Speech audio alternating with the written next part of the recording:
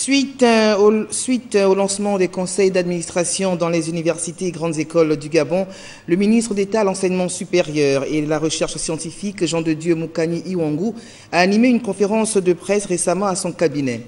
Nouvel appel à la candidature dans certaines institutions et conclusion du conseil d'administration de l'UOB, entre autres questions abordées. Le compte rendu avec Jerry Mougou Biligou et Gérard Magnagna.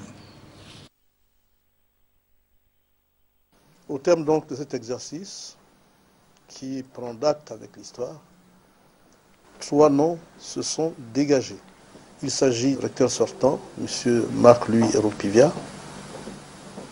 Il s'agit de celui du professeur Charles Mba Owono. Et il s'agit enfin de celui du professeur Moukaga. La principale conclusion du récent conseil d'administration de l'UOB ainsi connu, le processus des conseils d'administration des universités et grandes écoles du Gabon devrait se poursuivre. Pourtant, un bémol est observé.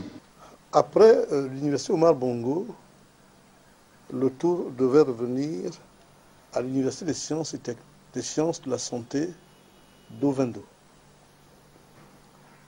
Sur le site, 3 candidatures avaient initialement été déposées. Malheureusement, l'une d'entre elles a été retirée. À ce titre-là, tristement, une disposition pertinente du décret 216 en l'occurrence indique que chaque fois que nous sommes en présence de moins de 3 candidatures, le conseil d'administration doit absolument surseoir à statuer et renvoyer et relancer l'autorité de tutelle pour qu'elle puisse ouvrir l'appel à la candidature et de sorte à atteindre les minima requis. Le cas spécifique de l'ENS retient une attention. L'école normale supérieure est placée sous la double tutelle du ministère de l'Enseignement supérieur, dont il relève a priori, et du ministère de l'Éducation nationale, qui est leur exclusif employeur. Dans ces conditions-là, nous avons pensé qu'il était bien de reculer pour que l'Éducation nationale nous retrouve et qu'ensemble nous conduisions ce processus. Le nombre insuffisant de candidats exige d'autres modalités. Cette situation qui a prévalu à l'Université des sciences de la santé a malheureusement été également éprouvée